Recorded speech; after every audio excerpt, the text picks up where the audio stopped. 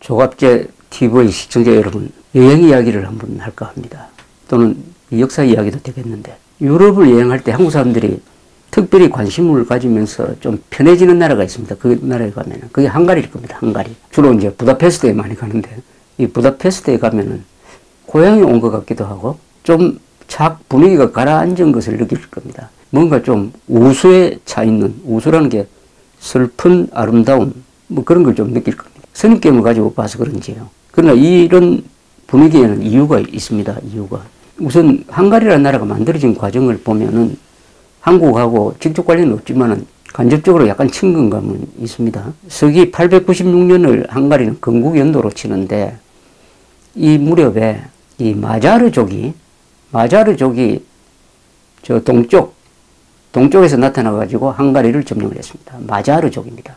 헝가리 사람들은 자기 나라를 헝가리라고 부르지 않습니다. 마자르라고 합니다. 마자르. 이 부족 이름입니다.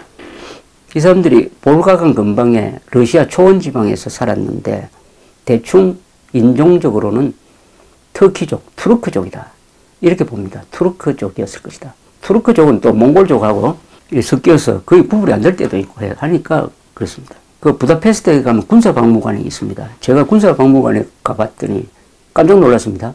거기 있는 무기, 특히 투구, 갑옷이 삼국시대에 우리나라 사람들이 쓰던 거하고 똑같아요. 이 무기 체제가 똑같다는 것은 우리 백제 고구려 신라를 만든 주역 세력들이 역시 북방에서 내려온 사람들이니까 무기 체제가 비슷한 겁니다. 그래서 이때 마자르족이 896년에 헝가리로 들어올 때의 이 그림 같은 거 보면은 꼭 김유신 같아요. 김유신. 지도자가 그 갑옷이 하도 비슷해가지고, 특히 투구가 이 한국의 투구는 고정되어 있지 않고 덜렁덜렁합니다. 그게 오히려 타격을 맞으면 충격을 흡수한다고 그래요. 그것도 똑같고, 그 다음 활을 중요하게 생각하는 거, 뭐 이런 것도 똑같습니다. 이 사람들이 만든 정복 왕조로 출발을 했습니다. 이 헝가리가. 근데 헝가리는 그 전부터 이 아시아 쪽에서 밀려 내려온 북방족하고 친했어요. 왜냐하면은 거기가 초원지대가 많습니다. 북방민족은 기마민족이니까 초원이 넓어야 이 사료를 공급할 수가 있죠. 그 전에도 이 헝가리는 후운족, 특히 후운족의 본거지였습니다. 이 후운족은 흉노족의 일파라고 그래요. 흉노족이 이 한무지한테 쫓겨가지고 서쪽으로 가서 이 후운족이라고 불리게 됐다. 그 후운족이 게르만족을 치니까 게르만족이 로마로 들어와가지고 로마를 무너뜨려 버렸다. 이 연쇄 반응을 일으켰다. 이렇게 봅니다.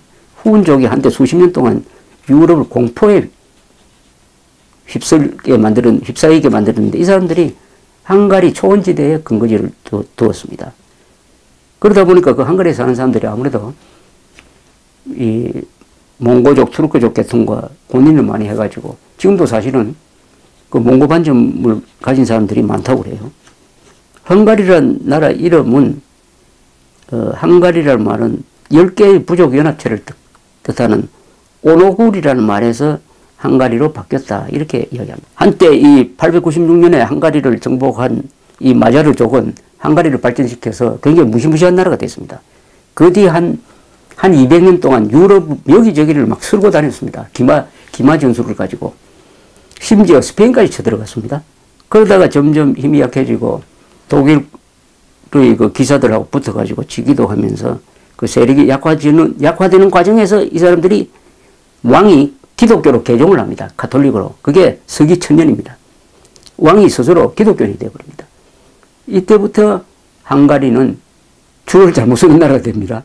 지금부터 설명드리려고 유럽에서 가장 줄을 잘못 쓴 나라가 헝가리라는 이야기입니다. 자, 기독교가 됐어요. 그러다가 1241년에 징기스칸의 손자 바투, 징기스칸의 장남이 주치고 주치의 아들이 바투인데, 바투가 이끄는 한 15만 명의 기마군단이 유럽으로 쳐오는데, 그때 헝가리가 대항을 합니다. 그런데 몽고 사람들 입장에서는 보면은 괘씸한 거예요.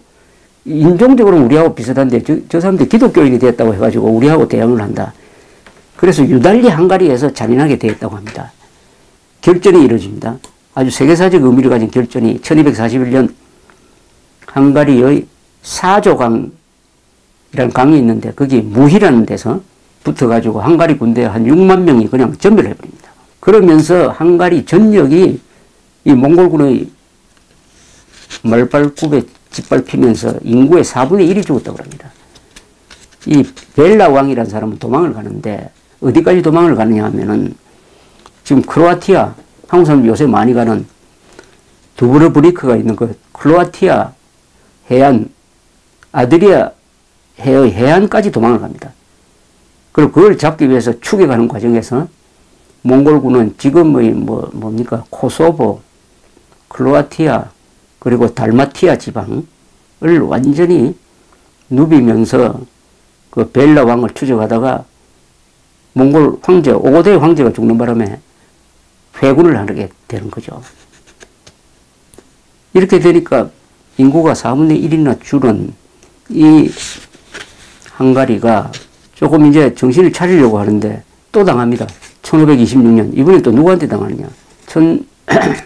1453년에 콘스탄티노플을 점령한 오토만 투르크가 쳐들어옵니다. 1526년에 쳐들어와서 보하크라는 데서 결전을 합니다. 오스만 투르크와 헝가리 군대가. 그래서 투르크 군대가 이겨요. 그 뒤 한 150년 동안 이슬람 세력, 오스만 투르크의 지배로 넘어가 버립니다. 150년 동안. 그러다가 오스만 투르크가 약화되면서 해방이 되는데 해방이 되자마자 또 누구 지배하러 넘어가느냐 헝가리는 오스트리아에 있던 합스부르크 제국의 지배에 넘어갑니다. 그러다가 19세기에 이제 헝가리에서 독립운동이 일어나니까 오스트리아가 양분을 해가지고 오스트리아 헝가리 공동제국으로 바뀝니다. 성격이. 그러니까 헝가리와 오스트리아가 거의 동등한 일종의 연방국가를 만들어서 이때를 오스트리아 헝가리 이중제국이라고 그럽니다. 이중제국 상태로 공존을 하게 되는 거죠.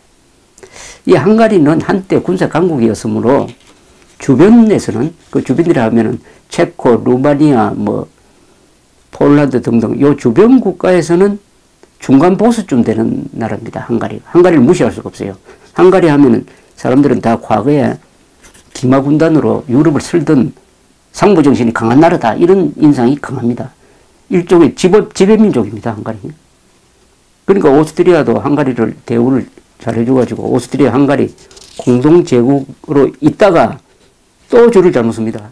헝가리는 1차 세계대전이 일어나가지고 독일, 오스트리아가 한편이 되어서 연합군과 싸우다가 이번에는 패전국가가 되고 말았습니다. 줄을 또 잘못 썼죠. 그래서 1920년에 트리아논 조약이라는 게 만들어지면서 헝가리가 가지고 있던 영토 3분의 2가 그냥 날아가 버립니다. 다른 나라 주변 국가에 다 빼앗겨 버려요. 인구는 지금 헝가리 인구가 한 1000만 되는데 그때 외국에 살고 있는 헝가리 사람들 한 500만이 됐다고 합니다. 이 사람들은 본국으로 돌아오지 못하고 그냥 그 주저앉아 살게 됐습니다. 지금 헝가리 사람들이 루마니아, 슬로바키아, 세르비아, 크로아티아, 우크라이나, 오스트리아, 슬로베니아에 막 흩어져 살고 있습니다. 이렇게 나라가 줄어버렸습니다. 이렇게 하다가 2차 세계대전이 터집니다. 이번에는. 자, 2차 세계대전이 터니까 또 헝가리가 선택을 잘못했습니다. 독일 편에 서게 됩니다. 독일 편에 서서 소련을 칩니다. 소련을 치다가 어떻게 됐습니까? 소련이 이기게 되니까 이제는 부다페스트가 점령이 돼버리고 소련 치하로 넘어가 버리고 말았습니다. 또 줄을 잘못 서는 거죠. 소련 치하로 또 넘어가 버렸습니다. 그러다가 헝가리 사람들이 들고 일어납니다. 이제 이 사람들이 한번 들고 일어나면 무섭습니다. 1950년 공산화된 헝가리에서 학생 시위로 시작된 반공굴기가 일어납니다. 반공굴기가. 그래서 한때 공산당을 축출해버립니다. 정권을 시민들이 차지해버려요. 그 기간이 한 10여일 됩니다. 10여일 사이에 공산당 간부들을 처형하고 이렇게 하니까 소련도 한때는 후르쇼프인데 이거 내정 간섭 이거 해야 되느냐 말아야 되느냐 아주 고민하다가 탱크를 보내가지고 이 헝가리 반공 골기를 진압을 합니다. 진압하는 과정에서 수천 명이 죽었습니다. 이 헝가리 반공 골기한 사람들이. 그리고 소련군도 한 700명이 죽었습니다. 일종의 전투가 벌어지죠. 그러나 곧 진압이 됐습니다. 20만 명 이상이 탈출을 했습니다. 이때 서방 세계에서는 최초로 동구가 공산화된 이후에 최초의 무력 봉기가 일어나니까 상당히 기대를 했습니다. 그러나 실질적인 지원을 하지 않았어요. 미국도 지원하지 않았습니다. 그러니까 소련의 탱크에 짓밟힐 수밖에 없었죠. 이렇게 해서 진압이 됐습니다. 그걸 주도했던 임레 라지라는 사람은 유고슬라비아 대사관으로 피신해 있다가 소련군이 나오면은 신변 보장하겠다 하고 나왔다가 그냥 잡혀가지고 모스크바로 끌려가서 거기서 처형되어 버렸습니다. 한 300명 정도가 사용됐습니다. 이 방공 골기로서. 그런데 참 역사랑이 희한합니다. 그 뒤에 이 소련은 헝가리를 좀 특별 대우를 했습니다. 헝가리에서 워낙 많이 죽이고 해놓으니까 헝가리 이거 잘못 다루면 안 되겠구나. 그래서 그 뒤에 헝가리의 공산정권이 개방정책을 펴니다. 동구 공산권 국가 중에서 유고슬라비아를 제외하고는 가장 개방적인 독자적인 노선을 갑니다. 소련이 그걸 허용했어요. 그 뭐냐면 피를 많이 흘린 데 대한 대가입니다. 저 헝가리 잘못 건드렸다가는 또 들고 일어나면 어떻게 하느냐. 안 그래도 헝가리를 무력으로 진압하는 바람에 세계 공산주의 운동이 큰 장애가 왔습니다. 어떻게 인민을 저런 식으로 진압할 수 있느냐. 더구나 외국으로 군대를 보내가지고 그걸 2번 당하기 싫은 소련이 그 사이에 헝가리는 독자 노선을 갖게 됐습니다. 그러다가 이 헝가리가 대한민국하고 만나는 계기가 있습니다. 바로 서울올림픽입니다. 서울올림픽에 참여하죠. 서울올림픽의 동구권 국가, 원래 동구권 국가는 국가 스포츠라고 그래가지고 국가가 스포츠를 많이 지원해가지고 금메달 많이 따죠. 이게 하나의 선전 도구가 돼가지고 한때 동독은 미국보다 더 금메달을 많이 따고 물론 약물 쓰고 이랬습니다. 헝가리, 루마니아 이게 다 금메달 많이 따던 나라입니다. 그런데 1988년 서울올림픽에 그 나라들이 참여를 하고 중계방송을 다 하니까 헝가리 사람들이 중계방송을 보고 화가 났다고 합니다. 어떻게 한국이 우리보다 더 잘 살 수가 있느냐. 헝가리는 한때 합스부르크 왕조와 손잡고 제국의 일원이었는데 어떻게 소련, 북한이 항상 거지 국가고 미국 식민지라고 일컫던 대한민국에서 올림픽을 저렇게 훌륭하게 할 수 있느냐. 우리는 뭐냐 이거. 하는 문제의식을 심었다고 합니다. 헝가리뿐만 아니라 불가리아 뭐 등등에. 그래서 헝가리하고 한국이 친해지고 그 다음에 어떻게 되느냐. 우리가 노태우 대통령이 서울올림픽의 경험을 살려서 동구 공산권이 약화되는 기미를 보이자 과감하게 북방정책을 펴니다. 동구 공산국과 외교를 맺는 국교 수립을 하는데 제일 먼저 공산국가 중에 한국하고 수교한 나라가 헝가리였습니다. 헝가리. 그것은 헝가리가 그만한 독자성이 있었다는 뜻이 되겠죠. 이렇게 해서 헝가리와 매우 친한 나라가 됐습니다. 그런데 1989년이 이제 열립니다. 1989년은 아시다시피 동구 공산권이 무너지는 나라입니다. 그 무너지는 순서가 보면은 폴란드를 시작을 하죠. 폴란드, 헝가리, 체코, 불가리아, 마지막에는 루마니아에서 유혈 혁명이 일어나가지고 차우세스쿠가 처형되는 걸로 해가지고 끝장이 나고, 그 전에 동독이 무너져서 베를린 장벽이 열리는 이런 일이 한 몇 개월 사이에 일어납니다. 여기에 불을 붙인 나라가 헝가리입니다. 헝가리가 이제 복수를 하는 거죠. 뭐냐 하면 1989년 여름에 동독 사람들이 헝가리에 여행을 왔다가 귀국하지 않으려고 하는 거예요. 동독 사람들이. 막 남나라 대사관으로 막 들어가고 이러는니다. 그리고 동독이 헝가리 정부에 요구를 합니다. 우리 강제로 보내라고. 우리가 그 협약 있지 않느냐. 그 협약대로 헝가리 정부가 책임지고 동독 사람들을 잡아서 돌려보내라. 이렇게 요구를 하니까 헝가리가 그걸 딱 거부를 해버립니다. 거부를 하고 어떻게 하느냐. 헝가리하고 오스트리아하고 국경선이 있습니다. 그 국경선을 개방해버려요. 그러니까 동독 사람들이 오스트리아 쪽으로 몰려갑니다. 탈출이 시작된 거죠. 이게 동독이 무너지는 뇌관 역할을 했습니다.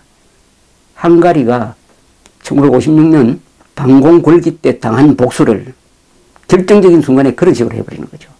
그래서 동구공산권이 무너지는 일종의 기폭제의 역할을 했다.